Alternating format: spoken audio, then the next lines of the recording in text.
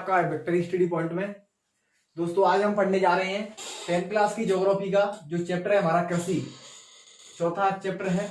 इसका हम part second कर रहे हैं। आज फर्स्ट हम कर चुके हैं जिसमें हमने कुछ जो खाद्य फसलें थी उनके बारे में पढ़ा था, प्रमुख कृषि कौन कौन सी थी वो सब पढ़ा था। तो अगर अब आप वो चैप्टर पढ़ना चाहते हैं तो डिस्क्रिप्शन बॉक्स को आप विजिट कीजिए, वहां पे लिंक है और उस चैप्टर को पढ़िए। उसके बाद आप सेकंड चैप्टर पे इस पार्ट पे आइए। तो दोस्तों आज जो हम पढ़ने जा रहे हैं वो है अखाद्य फसलें। पिछले में हमने पढ़ा कि खाद्य फसलें कौन सी हैं प्रमुख, अब इसमें पढ़ेंगे हम कि प्रमुख अखाद्य फसलें कौन सी हैं भारत में, भारतीय कृषि में अखाद्य फसलें कौन सी हैं। तो दोस्तों जैसा आप लिखा देख रहे हैं, पहला है जो हमारी रबड़, आप जानते हैं। फिर है जो कुछ रेशेदार फसलें भी होती हैं जिसमें कपास है, जूट है, रेशम है और सन है। जो चारों किस्में आते हैं ये रेशेदार फसल में आते हैं। तो बात करते हैं दोस्तों रबड़। जैसा आप देख रहे हैं दोस्तों, जो रबड़ है वो एक भूमध्य रेखीय फसल है। ये भूमध्य रेखीय फसल क्या होती है दोस्तों, ये भी जानना बहुत जरूरी है। जैसे आप देखते हैं, जैसे आप विषुवत वृत्त देखिए, ये विषुवत रेखा है। जो विषुवत रेखा से जो उत्तर में आप जाओगे 5 डिग्री उत्तरी अक्षांश या 15, 5 से 10, 5 से 10 ऐसे नीचे आओगे तो जो बीच का एक जो एरिया होता है उसी को बोलते हैं भूमध्य रेखीय प्रदेश। जैसा हम जानते हैं कि विषुवत वृत्त 0 डिग्री से 23.5 डिग्री उत्तर में और 23.5 डिग्री दक्षिण में, उसको क्या बोलते हैं, उत्तर वाले को कर्क रेखा कहते हैं और दक्षिण वाले 23.5 डिग्री को क्या कहते हैं, मकर रेखा कहते हैं। तो वो क्षेत्र होता है उष्णकटिबंधीय। लेकिन जो 0 डिग्री विषुवत है, अगर ऐसे आप 5 डिग्री या 10 डिग्री ऊपर जाओगे, ऐसी 5 डिग्री 10 डिग्री या नीचे आओगे तो उसका जो बीच का एरिया होगा उसी को कहते हैं भूमध्य रेखीय। जो भूमध्य सागर है ना, उसके ये पूरा एरिया कवर करता है, उसमें ही आता है, इसको कहते हैं भूमध्य रेखीय प्रदेश। तो जो रबड़ है वो एक भूमध्य रेखीय फसल है, ठीक है। जैसे आप पढ़ा है जो भारत की जो लोकेशन है विश्व में देखोगे तो वो जब जैसे ही आप नॉर्थ इसको पार्ट को देखोगे इसको तो क्या 8 डिग्री 4 मिनट पे है, जैसा देखा आपने। तो ये कितनी है 10, तो इंडिया कितने 2 डिग्री में आ गया इसमें।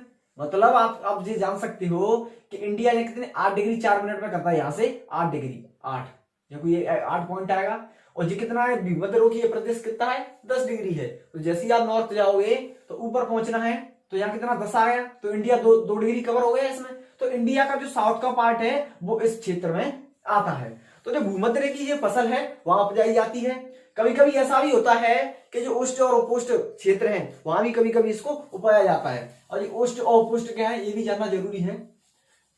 जैसा मैंने पिछले भी बताया आपको कि विषुवत वृत्त से, जैसे ये विषुवत वृत्त है ये 0 डिग्री है, इससे 23.5 डिग्री उत्तर में देखोगे तो क्या है, कर्क रेखा है।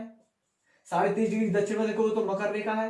ये दोनों का बीच का जो एरिया होता है क्षेत्र उसको बोलते हैं उष्णकटिबंध, ट्रॉपिकल रीजन। जैसा आप जानते हैं यहाँ पर हाई रेनफॉल, हाई टेम्परेचर, क्योंकि सूर्य की किरणें यहाँ पे सीधी पड़ती हैं, तो इसी वजह से ये क्या है, यहाँ ज्यादा तापमान होता है, तो इसी को कहते हैं उष्णकटिबंधीय क्षेत्र। जैसे हम पढ़ते हैं उष्णकटिबंधीय सदाबहार वन, पर्णपाती वन, तो उष्णकटिबंधीय यही होता है। तो कभी कभी ऐसा होता है कि इस फसल रबड़ को हम भूमध्य सागर के अलावा हम उष्ण एवं उपोष्ण क्षेत्र में भी उपजा सकते हैं। और उपोष्ण क्या है ये भी देख लीजिए। जो 23.5 डिग्री है, इससे 23.5 डिग्री जो आर्कटिक सर्कल जाओगे तो उसका जो बीच का एरिया है वो इधर भी 23.5 से अंटार्कटिक सर्कल आओगे, ये वाला एरिया और ये वाला एरिया, ये कौन सा हो गया, ये हो गया उपोष्ण। और ये वाला उष्ण। और 8 से 8 डिग्री 10 डिग्री वाला जो ये वाला बीच वाला, ये क्या हो गया, भूमध्य रेखीय प्रदेश। तो ये थोड़ी सी चीजें हैं जिसके जरिए हम इजीली इसको जान सकते हैं। तो बात कर रहे थे जो रबड़ है, तो दोस्तों जो रबड़ है भूमध्य रेखीय फसल है। इसके लिए जो बारिश चाहिए वो ऐसा माना जाता है कि 200 सेंटीमीटर से बारिश ऊपर होनी चाहिए। मतलब इसके लिए बारिश की या पानी की अधिक आवश्यकता होती है। जैसा आप देखते हैं जो दक्षिण भारत है वहां पे वर्षा क्या है बहुत अधिक होती है, तो वहीं पे ये फसल आराम से होती है। कहाँ, दक्षिण भारत के जो राज्य हैं, ठीक है। तो जो रबड़ है इसके लिए जो रेनफॉल चाहिए वो 200 सेंटीमीटर से अधिक होना चाहिए। तापमान जैसा माना जाता है कि 20 से या 23 से डिग्री से ऊपर होना चाहिए। मतलब इसके लिए थोड़ा सा तापमान की जरूरत ज्यादा होती है, ठीक है। क्योंकि हम जानते हैं जो उष्णकटिबंधीय क्षेत्र क्या था उसमें क्या है, हाई रेनफॉल हाई टेम्परेचर, मतलब तापमान भी ज्यादा है वर्षा भी ज्यादा है, तो इसके लिए बारिश भी ज्यादा चाहिए और तापमान भी ज्यादा चाहिए। जैसा आप जानते हैं दोस्तों जो रबड़ है बहुत ही जो रबड़ उद्योग जैसा आप देखते हैं, जो रबड़ उद्योग होते हैं जिसमें टायर बन रहे हैं, रबड़ से संबंधित जो भी उत्पादक बन रहे हैं, उसके लिए एक कच्चा माल है, क्योंकि उसी उद्योग के लिए ये प्रचुर मात्रा में कच्चा माल रबड़ से प्राप्त होता है। टायर है, जो भी रबड़ से कुछ भी जो उत्पाद बन रहे हैं, उसके लिए जो कच्चा माल है वो कहां से प्राप्त होता है? रबड़ के लिए। तो हम कह सकते हैं कि जो उद्योग होते हैं रबड़ उद्योग, उनमें जो कच्चे माल के रूप में भी रबड़ कार्य करता है। अब इसकी बात करें दोस्तों, जो उसके मुख्य उत्पादक राज्य क्या है, कहने का मतलब सबसे ज्यादा कहां होती है, तो ऐसा माना जाता है या ऐसा है, जो साउथ है, साउथ के जो भी स्टेट हैं, जैसे तमिलनाडु है, केरल है, और आपका आंध्र प्रदेश है, कर्नाटका है, ये सारे जो स्टेट हैं यहाँ पे इसके मुख्य उत्पादक राज्य हैं। मुख्यतः केरल को माना जाता है, केरल इसका मुख्य उत्पादक राज्य है रबड़ का, क्योंकि हम जानते हैं इसकी खेती मुख्यतः दक्षिण भारत में होती है। थोड़ा थोड़ा सा आप जो पूर्वी भारत है, अगर आप यहाँ जाओ तो यहाँ भी जो मेघालय है, ये वाले प्रदेश में भी थोड़ी मात्रा में ये इसकी फसल होती है। ठीक है, तो हमने पढ़ा दोस्तों कि रबड़ क्या है, भूमध्य की फसल है।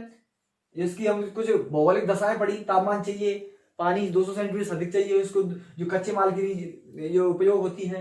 उत्पादक राज्य इसके मुख्य कौन से हैं?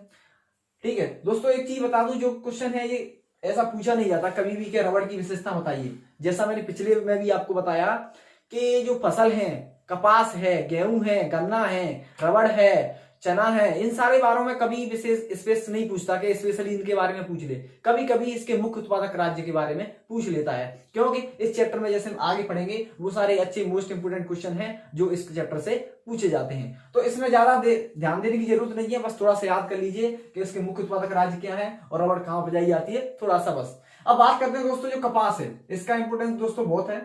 जैसा आप देख रहे हैं आज के युग में जो कपड़ा बनना है, बहुत सारे ऐसे इंडस्ट्री हैं जो कपड़े उद्योग के, भारत में ही नहीं विश्व में हर देश में, उसके लिए जो कच्चा माल है वो कपास से ही आता है।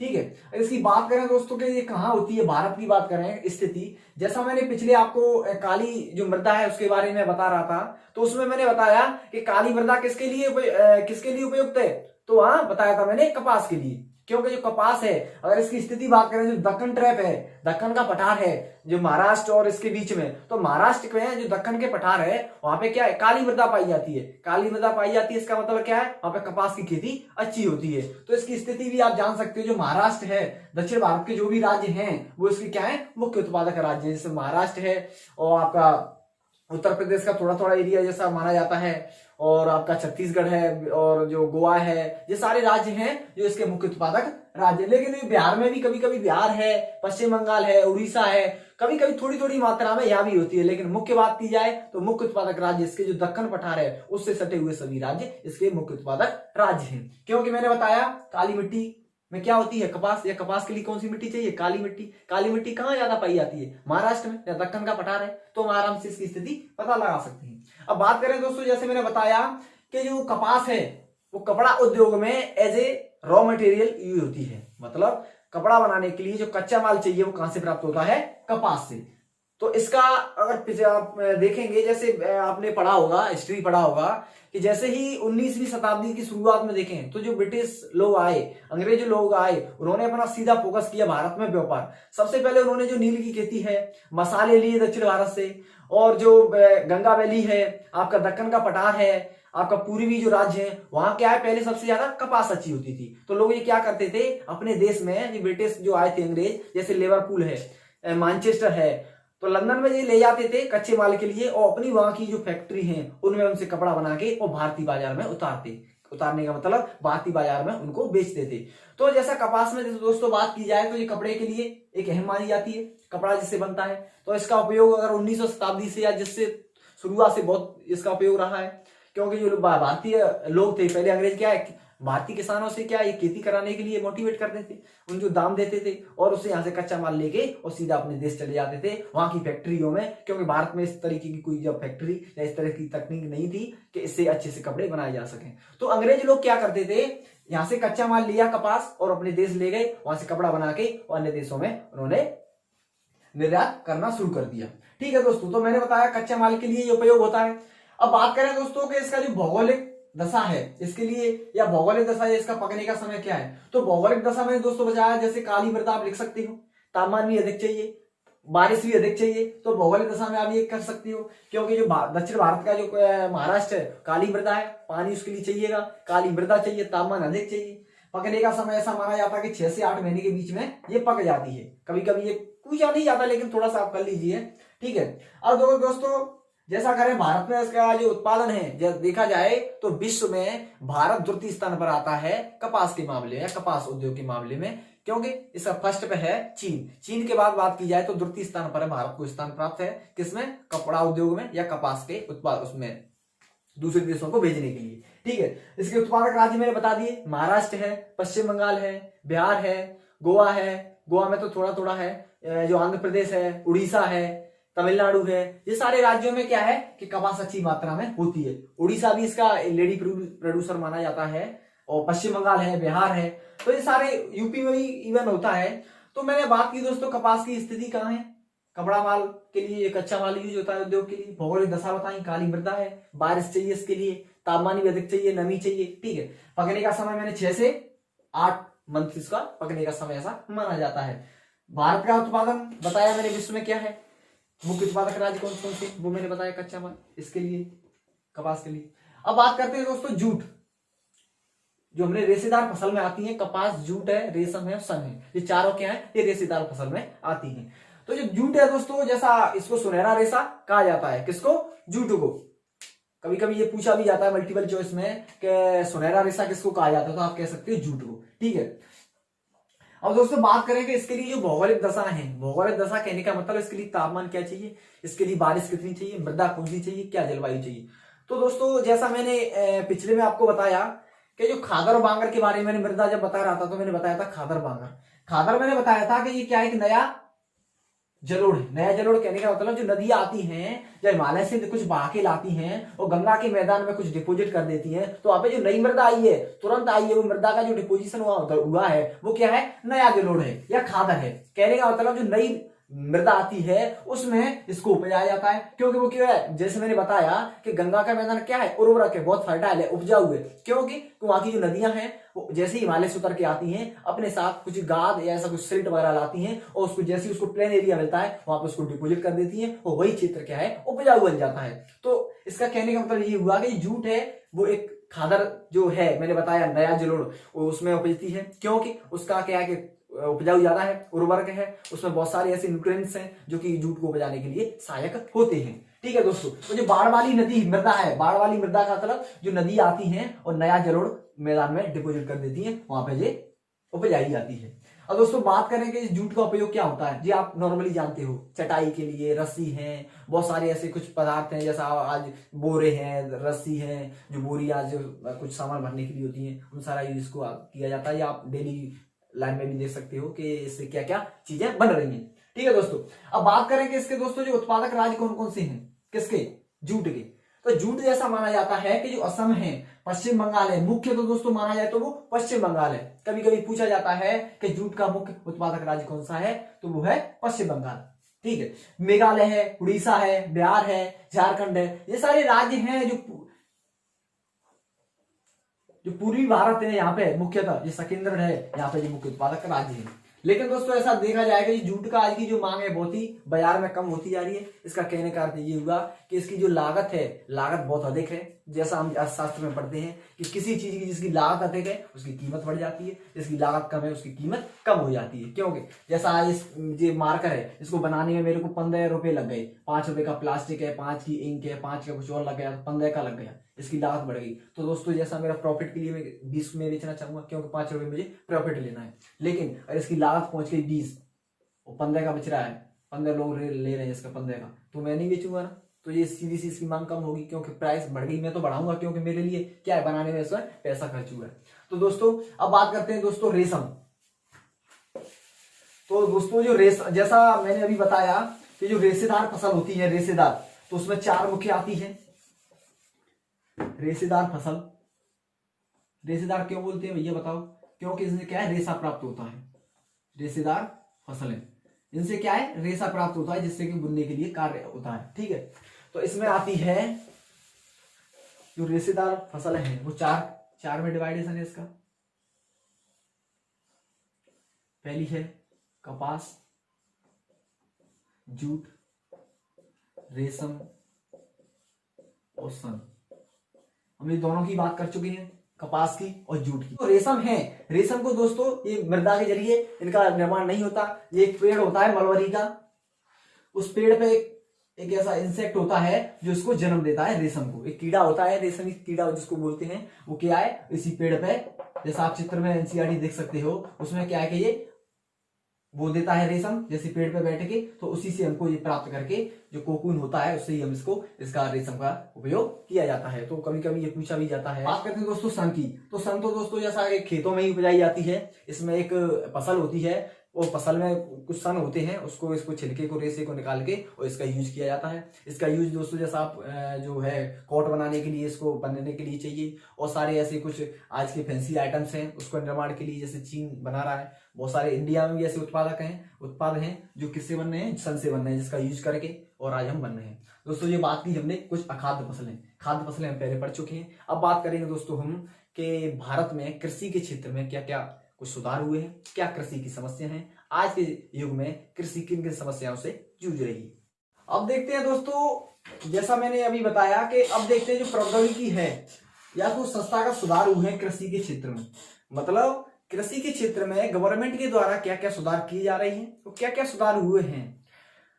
तो दोस्तों ये क्वेश्चन आप इस पे इम्पोर्टेंट क्वेश्चन है, इस पे आप निशान लगा लीजिए, बहुत अच्छा क्वेश्चन है। और इस चैप्टर से इस क्वेश्चन की आने की 80% संभावना रहती है, क्योंकि इस क्वेश्चन जो चैप्टर है इसका जो फोकस किया गया, उन्होंने ज्यादा फोकस किया गया वही किया गया कि भारतीय कृषि आज किस स्थिति से गुजर रही है, क्या क्या सुधार हो रहे हैं, किस तरीके से गवर्नमेंट कुछ नए कदम उठा रही है।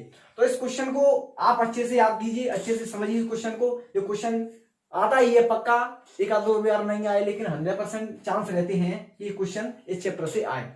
तो मैं दोस्तों इससे संबंधित 7-8 पॉइंट बताऊंगा कि स्वतंत्रता के बाद, कभी कभी ऐसा भी क्वेश्चन पूछा जाता है कि स्वतंत्रता के बाद भारतीय कृषि क्षेत्र में क्या क्या सुधार हुए हैं, या ऐसा कह सकते हैं कि जो 5 ईयर्स प्लान है, पंचवर्षीय योजनाओं के बाद भारतीय कृषि क्षेत्र में क्या सुधार हुए हैं, और क्या भारतीय गवर्नमेंट ने कृषि के क्षेत्र में प्रौद्योगिकी एवं कुछ संस्थागत सुधार की है। तो इसमें दोस्तों आपको कुछ नहीं 7-8 पॉइंट याद कर लीजिए अच्छे से, और उसको फ्रेम कीजिए, अच्छे से बनाइए। तो मैं आज आपको कुछ पॉइंट बताऊंगा जो इसमें आपको लिख सकते हैं। तो दोस्तों जो सुधार हुए हैं भारतीय सरकार द्वारा, तो आप इसमें देखिए कि पहले जैसे आप जानते थे जो बिचौलिए होते थे, बिचौलिए कहने का मतलब हुआ कि जो लोग थे जो एक सामान से दूसरी जगह बेचने के लिए जो बिचौलियों का यूज करते थे और वो लोगों से पैसे ऐंठते थे, तो जो बिचौलिए थे उनका भी गवर्नमेंट या आप कह सकते हैं पुराने समय से भी उन्मूलन कर दिया गया है कि जो भी बिचौलिए हैं, जो भी बीच में आते हैं, मिडिलमैन हैं, उनका उन्होंने उन्मूलन कर दिया। ठीक है, तो आप पहला पॉइंट लिख सकते हैं कि बिचौलियों का उन्मूलन किया गया। दूसरा देखेंगे दोस्तों, जैसा आप देखेंगे कि कुछ लोगों को क्या क्या पुश्तैनी अधिकार प्राप्त हुए हैं। आप पिछले समय की बात कीजिए, किसी लोगों के पास तो 100 एकड़, कभी कभी देखा जाता है 100 एकड़ से भी जमीन ज्यादा है, किसी के पास 500 एकड़ है, लेकिन उन लोगों की ओर भी देखिए जिनके पास थोड़ा सा जीवन गुजारने के लिए भी कृषि का एक भी टुकड़ा नहीं है।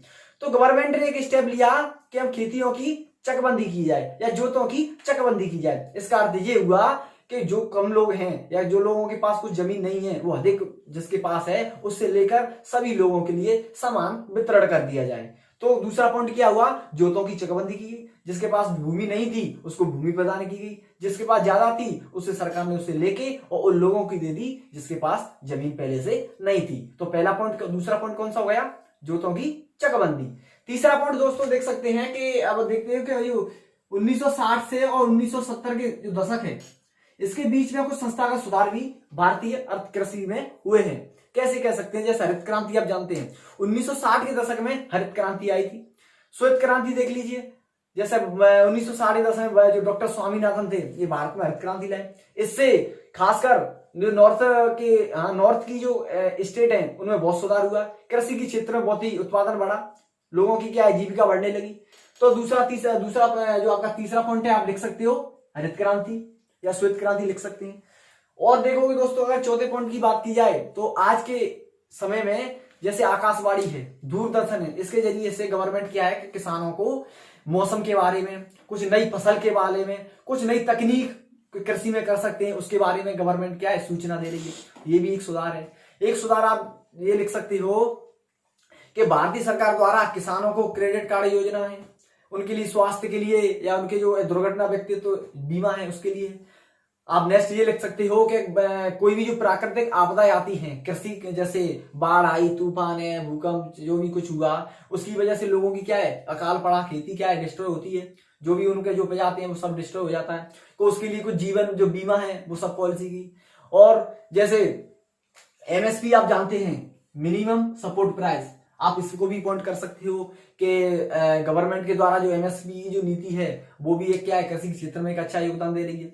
मिनिमम सपोर्ट प्राइस इसके क्या होता है, जैसे आप देखते होंगे कि जैसे लोगों के पास क्या है गेहूं हुआ, सरसों हुई कुछ, तो गवर्नमेंट जो एक पोर्टल है आप वहां के जाके रजिस्ट्रेशन करा सकते हो, उसके जरिए से जो गवर्नमेंट है वो आपकी फसल को क्या है परचेज कर लेगी, उसको वो कहां भेज देती है सीधी FCI, food corporation of India. जैसा आप देखते हैं कि जो रजिस्ट्रेशन कराते हैं ऑनलाइन लोग वो किसमें एमएसपी के जरिए गवर्नमेंट क्या है प्राइस दे देती है।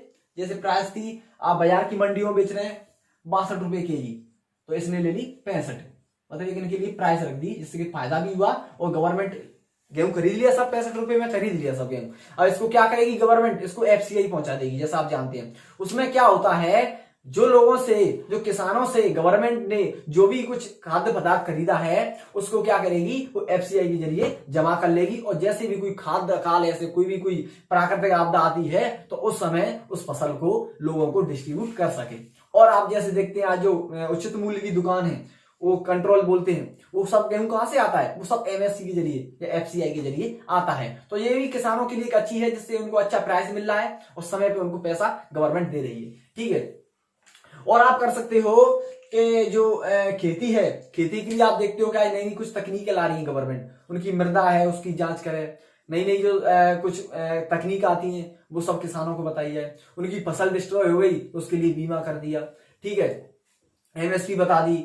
और कोई कोई ऐसा भी होता है गवर्नमेंट के उनको एक सहायता देती है कृषि पे, जैसे आप सब्सिडी बोलते हैं, वो भी एक अच्छा योगदान देता है। ठीक है, तो ये सब गवर्नमेंट के द्वारा कुछ स्टेप्स है जो कृषि के क्षेत्र में कुछ सुधार हुए हैं। तो ठीक है, आप कौन कौन सा पॉइंट लिख सकते हो, एक तो बिचौलियों वाला, एक जोतों की जो चकबंदी की गई, एमएसपी है, दूरदर्शन किसान है, क्रेडिट कार्ड योजना है, उनकी जो फसल डिस्ट्रॉय हो जाए तो उनके लिए क्या है जीवन बीमा है। ठीक है, और जो उनकी जो मृदा की जांच के लिए तो उस तकनीकों का जो उपयोग है वो हो रहा है। तो हम कह सकते हैं कि प्रौद्योगिकी एवं कुछ संस्था का सुधार ये मुख्य रूप से हुए हैं। क्वेश्चन पूछा जाता है कि स्वतंत्रता के बाद कृषि क्षेत्र में क्या सुधार हुए।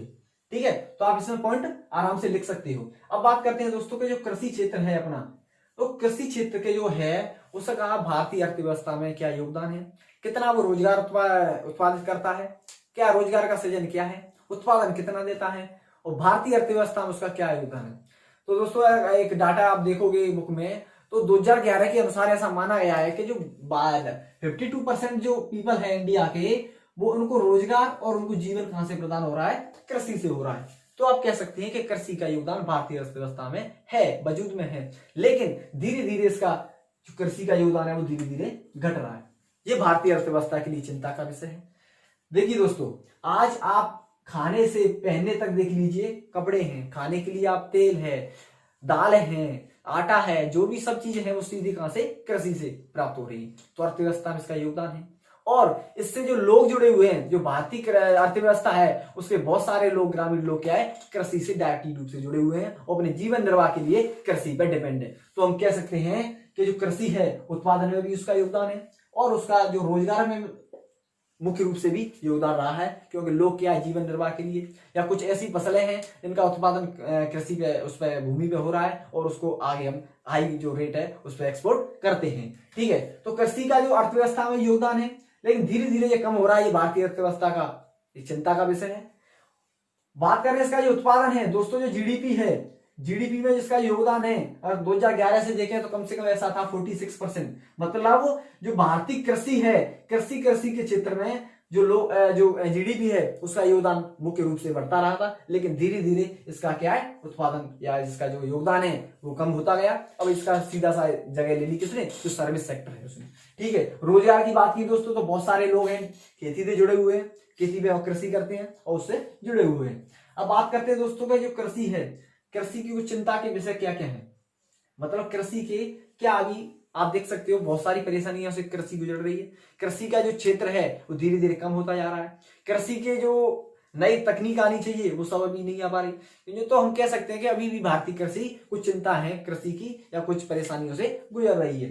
बात करें दोस्तों कृषि जैसा आप देखेंगे चिंता के विषय क्या है, तो आज एक दोस्तों आप देखिए जो प्रतिस्पर्धा है वो धीरे धीरे बढ़ रही है। कैसे बढ़ रही है? जैसे भारतीय कृषि अर्थ क्षेत्र है, उसने अभी उत्पादित किया आलू। भारत में आलू बेच रहा है 50 रुपए किलो, लेकिन दूसरे कंट्री से आ गया, क्योंकि ये सब कितना है, किसका है? ये सब वैश्वीकरण का प्रभाव है, जो अभी आगे बताऊंगा। तो कृषि की चिंता की विषय बात की जाए दोस्तों, तो इसमें एक है कि जो कृषि का क्षेत्र है उसमें सहायकी बहुत कम दी जा रही है। सहायकी का अर्थ ये हुआ कि जो कृषि क्षेत्र है उस पर लोगों को जो सहायकी एक सब्सिडी देनी चाहिए वो बहुत कम है अपेक्षा दूसरे देशों की। अब जैसे आलू की 50 रुपए किलो, विदेश में से आ रहे हैं, दूसरे देशों से आ रहे हैं वो 40 रुपए किलो, क्योंकि उन पर कुछ सहायकी मिलेगी वहां के किसानों को, तो वो रेट क्या है, कम पड़ेगी, तो लोग किसको ज्यादा खरीदेंगे? 40 रुपए किलो वालों को। तो क्या कह सकते हैं ये कि जो प्रतिस्पर्धा है वो कृषि के लिए एक क्या है, नेगेटिव साइन है। ठीक है, अब बात करते हैं दोस्तों कि जो उर्वरक हैं, जो फर्टिलाइजर हैं, उस पर जो एक सब्सिडी देनी जानी चाहिए वो बहुत कम है, वो बहुत कम है। तो इसका अर्थ क्या हुआ? अब जो लागत है, जैसे आप कोई भी एक आपको कट्टा खरीदना है यूरिया का, वो 500 का मिल रहा है, किसान ने आपको कुछ गवर्नमेंट ने कुछ आपको कंपेंसेशन दे दिया, कोई भी कुछ क्षतिपूर्ति आप कोई भी सब्सिडी दे दी 100 रुपए की, तो ये 400 का हो गया। तो आपका थोड़ा सा इसमें गवर्नमेंट का योगदान आपके लिए जरूरी हो जाता है। लेकिन अगर इसमें कोई सब्सिडी नहीं दी हो, 500 का ही खरीद रहे हो, तो क्या है, आपकी जो लागत है कृषि करने की वो बढ़ेगी। तो सीधी सी बात है कि आपका जो उत्पाद है वो उसकी रेट बढ़ेगी और लोग उसको कम खरीदेंगे, क्योंकि जो सस्ता आ रहा है उसको ज्यादा खरीदेंगे। और इसका जो कृषि है, इसका जो स्तर है, विकास का स्तर बहुत ही निम्न है। इससे जो भी लोगों को रोजगार मिल रहा है धीरे धीरे इससे कम होता जा रहा है, क्योंकि कृषि का आकार क्या है, धीरे धीरे छोटा होता जा रहा है, और किसान जो लोग हैं, जनसंख्या है वो धीरे धीरे बढ़ती जा रही है। दोस्तों कृषि का क्षेत्र तो उतना ही रहेगा जितना क्षेत्रफल है भारत का, लेकिन जो जनसंख्या है वो धीरे धीरे बढ़ रही है, तो जो कृषि का आकार है वो छोटा होता जा रहा है। ठीक है, तो कृषि के कुछ चिंता के विषय हैं जैसे मैंने बताया। और आप इसमें कर सकते हो कि आज कृषि की तकनीक नहीं है, इतना अच्छा कोई भी अच्छी हाईब्रिड की कोई वो ऐसा सीड्स नहीं है इंडिया में, और भी परेशानियों से देखा जाए तो इसका ये योगदान है वो धीरे धीरे इसका विकास का स्तर बहुत कम है। ठीक है, जो प्रतिस्पर्धा बताई वो मैंने बताई, इसका मुख्य कारण है जो सहायकी मिलना चाहिए वो लोगों को नहीं मिल पा रही। तो ये सारे क्या है, कुछ चिंता के विषय हैं कृषि के। तो चिंता के विषय आप लिख सकते हैं इजीली, विकास स्तर कम है इसका। ठीक है, जो सहायकी वो कम दी जा रही है। एक और आप पॉइंट ये लिख सकते हो कि जो बाहरी चीजें हैं जो दूसरे देशों से आ रही हैं उस पर कर क्या है, बहुत कम लगाया जा रहा है भारत सरकार द्वारा। इस कर का अर्थ क्या हुआ, जैसे दोस्तों जैसे भारत में कोई चीज आई वो 20 रुपए की आई, उस पर कर 5 रुपए ही लगाया, तो बाजार में कितने की पड़ेगी, 25 रुपए की। और भारत में वही चीज आपको 30 रुपए में किसान क्या है, लागत लगा के 30 रुपए की बना पा रहे हैं, तो लोग किसको ज्यादा परचेज करेंगे, 25 वाली को। तो ये भी एक प्रतिस्पर्धा का एक कारण है, क्योंकि भारतीय गवर्नमेंट है, जो गवर्नमेंट है इंडिया की, उसने क्या है कि जो बाहरी चीजें हैं जो इंडिया में आ रही हैं उस पर जो कर है बहुत ही कम लगा रखा है। इससे क्या है कि वो चीजें सस्ती आती हैं और भारत में मिलने वाली चीज क्या है, थोड़ी सी महंगी है, तो लोग उसको परचेज नहीं कर पाते, और वो क्या है, परचेज नहीं कर पाएंगे तो सीधी सी बात है वो उसको जो उत्पादन करना बंद ही कर देंगे, क्योंकि उनका चीज बेच नहीं पा रही है। ठीक है, तो ये सारी चिंता के विषय है आज जो कृषि गुजर रही है। ठीक है, अब बात करते हैं कि जो भारतीय कृषि है, इस कृषि पर जो वैश्वीकरण है उसका क्या प्रभाव रहा है। और दोस्तों ये वैश्वीकरण क्या है, दोस्तों जैसा आप पढ़ते हैं कि वैश्वीकरण एक ऐसी प्रक्रिया है, ऐसी व्यवस्था है जिसके जरिए विश्व के विभिन्न देश एक साथ मिल जाते हैं, वो व्यापार की दृष्टि से, या उनकी अर्थव्यवस्था एक दूसरे देश को खोल देते हैं। जैसे चाइना है, ये इंडिया है, दोनों की क्या है अर्थव्यवस्था, जैसे वैसे चाइना की तो भी अर्थव्यवस्था खुली नहीं है, जैसे आप यूएसए देख लीजिए और ये इंडिया है। जब से देखते हैं तो 1991 से जो एलपीजी नीति आई, वैश्वीकरण जो हुआ, ठीक है, तो जो वैश्वीकरण का कहने का अर्थ ये है कि एक देश से दूसरा देश जुड़ जाता है व्यापार की दृष्टि से, या कोई भी माल इधर जाने या उधर जाने के लिए। तो जो वैश्वीकरण था, जैसे भारत है, अब क्या है, भारत वाले क्या है कि अपनी चीजें क्या है यूएसए में बेच सकते हैं, यूएसए क्या इंडिया में बेच सकता है। तो इस तरह कहने का अर्थ हुआ कि जो विभिन्न देश हैं विश्व के, वो किसी न किसी देश में कहीं ना कहीं भी अपना माल इंपोर्ट एक्सपोर्ट कर सकते हैं। इससे क्या फर्क पड़ेगा दोस्तों, एक चीज देखिए, इसमें पूरा साथ देखिए टैक्स पे, मेन चीज डिपेंड है टैक्स पे। जैसे यूएसए है, यूएसए इंडिया में जैसे कोई सब्जी लाया, 50 रुपए किलो में वो सब्जी यूएसए में, अब इंडिया में आई, इंडिया में सब्जी इसने टैक्स लगा दिया 10 रुपए, तो अब कितनी की पड़ गई वो 60 रुपए की, और इंडिया में वही सब्जी थी 70 रुपए किलो चल रही थी, तो लोग किसको ज्यादा परचेज करेंगे, सस्ती वाली को। तो अब क्या हुआ, जो वैश्वीकरण है इसने विभिन्न देश एक दूसरे से जोड़ दिए हैं। इसका प्रभाव दोस्तों ये पड़ता है, एक पड़ता है प्रतिस्पर्धा का। कैसे दोस्तों, जैसा जानते हैं कि भारतीय अर्थव्यवस्था में, भारतीय कृषि क्षेत्र में जूट है, चाय है, कॉफी है, चावल है, दालें हैं, इसके मुख्य उत्पादक हम राज्य हैं, देश हैं, लेकिन फिर भी हम प्रतिस्पर्धा नहीं कर पा रहे, या फिर भी हमारी जो अर्थव्यवस्था है वो इस क्षेत्र में थोड़ी सी दबी हुई है। क्यों दोस्तों, वो है मुख्य कारण है प्रतिस्पर्धा, इसका कारण है वैश्वीकरण। वैश्वीकरण से क्या है, विभिन्न देशों में जाके अपना माल बेच रहे हैं। ठीक है, भारत में कॉफी है, चाय है, दालें हैं, गन्ना है, बहुत सारी चीजें हैं जो अच्छी और उत्पादक राज्यों में आती हैं, लेकिन फिर भी इसके होने के बावजूद भी हमारी प्रतिस्पर्धा के कारण हमारी वो चीजें दूसरे देशों में नहीं जा पा रही, या खुद भारत में इवन नहीं बेच पा रही। उनका अर्थ है वैश्वीकरण। तो दोस्तों वैश्वीकरण कह सकते हैं कि दूसरी चीजें जैसे कृषि के कुछ इंप्लीमेंट्स हैं, कोई भी उपकरण है दूसरे देश से आ रहे हैं, वो 80 रुपए में मिल रहा है, इंडिया में मिल रहा है 100 का, क्योंकि इंडिया में लागत ज्यादा लग रही है। वो क्या है, उन मशीनों से बन रहे हैं, मशीनों की लागत कम आती है, तो वो आके इंडिया में बेच रहे हैं। इससे क्या होगा दोस्तों, इंडिया वाले लोग उसको नहीं खरीदेंगे, जो सस्ती दूसरे देश से आ रही है और अच्छी बन के आ रही है उसे लोग खरीदेंगे। तो ये दोस्तों कृषि के क्षेत्र के लिए नया विषय है दोस्तों, या दोस्तों कह सकते हैं ये भारतीय अर्थव्यवस्था को फलने फूलने नहीं देगा, खासकर कृषि के क्षेत्र में, क्योंकि कृषि के जो इम्प्लीमेंट है, कोई भी चीज है कृषि से संबंधित, वो दूसरे देशों से सस्ती में आ रही है, और भारतीय चीज क्या महंगी होगी, या दूसरे देशों में जाके टैक्स पे भी डिपेंड करता है। इंडिया लेके गया कॉफी, यहाँ पे यूएस ने टैक्स ठोक दिए 50% उसका, तो महंगी हो गई, और वहां जो कॉफी बिच रही होगी वो सस्ती है, तो इंडिया वाले कोई नहीं लेगा, इंडिया थोड़ा लौट के फिर अपने भारत में आ जाएंगे। तो जो वैश्वीकरण हुआ है 1991 से, जब विभिन्न अर्थव्यवस्था एक दूसरे के लिए खुलने लगी हैं, व्यापार मुक्त व्यापार होने लगा है, इस देश से उस देश में जा रहे हैं, वो देश वहां आ रहा है, तो इससे क्या है, कृषि के क्षेत्र में बहुत ही बुरा प्रभाव पड़ा है। और दूसरा पॉइंट जिसका हम हरित क्रांति से जोड़ सकते हैं, जैसा आप जानते हैं दोस्तों, एक कहते हैं ना, excess of everything is bad. जब हरित क्रांति आई दोस्तों, जब क्या है कि धीरे धीरे क्या है कि कृषि के क्षेत्र में कुछ सुधार हुए, कृषि में कुछ उत्पादन बढ़ा, लेकिन धीरे धीरे इसमें भी क्या है, रासायनिक उर्वरक यूज होने लगे। इसके कारण दोस्तों क्या हुआ, एक तो हमारी जो पर्यावरण है उसको दिक्कत है, दूसरी सी चीज है कि जो भूमि का है निम्नीकरण हुआ। जैसा हम जानते हैं कि जो रासायनिक उर्वरक होते हैं वो क्या है, मिट्टी की जो उत्पादकता होती है उसको कम कर देते हैं, उसकी जो फर्टिलिटी है उसको कम कर देते हैं। तो ये हरित क्रांति है, ये भी कैसे आई, दूसरे देशों से आई, ये भी वैश्वीकरण का एक कारण है। तो दोस्तों कह सकते हैं कि जो वैश्वीकरण है, वैश्वीकरण ने भारतीय कृषि के क्षेत्र को दबाए रखा है या रोक दिया है दूसरे देशों में जाने के लिए, या इस पे नेगेटिव प्रभाव इसका पड़ा है वैश्वीकरण का। और दोस्तों कभी कभी क्वेश्चन ये पूछा जाता है कि वैश्वीकरण का भारतीय कृषि पर क्या प्रभाव पड़ा है, तो आप लिख सकते हैं कि इसका नेगेटिव इफेक्ट है पूरी, क्योंकि भारतीय अर्थव्यवस्था या भारतीय कृषि क्षेत्र में हम लेडी प्रोड्यूसर होने के बावजूद भी हम दूसरे देशों में हम चीजें नहीं ले जा पा रहे। मेन कारण वो वैश्वीकरण का टैक्स है, और दूसरी चीजें जो विदेशों से आ रही हैं सस्ती, उन्हीं की वजह से लोग उसको ज्यादा परचेज कर रहे हैं। तो इस वजह से दोस्तों जो वैश्वीकरण का प्रभाव वो भारतीय कृषि अर्थव्यवस्था पे फैला हुआ है। दोस्तों आज हमने पढ़ा प्रौद्योगिकी क्या क्या सुधार हुए। दोस्तों इस क्वेश्चन को अच्छे से कर लीजिए, इस क्वेश्चन को और इस क्वेश्चन को, दो इंपोर्टेंट क्वेश्चन है, बहुत इंपोर्टेंट है दोनों क्वेश्चन, इनको दोनों को कर लीजिए। ये क्वेश्चन पूछे जाते हैं कि वैश्वीकरण का कृषि पे क्या प्रभाव पड़ा है मुख्य, ठीक है। और पूछा जाता है कि स्वतंत्रता के बाद भारतीय जो कृषि है, कृषि क्षेत्र में कुछ तकनीक सुधार, कुछ प्रौद्योगिक सुधार क्या क्या हुआ है, उनकी व्याख्या कीजिए। तो मैंने अभी आपको पॉइंट्स बताए, और थोड़ा सा एनसीईआरटी पढ़ोगे तो आप आराम से इजीली इन दोनों क्वेश्चन को हैंडल कर सकते हो।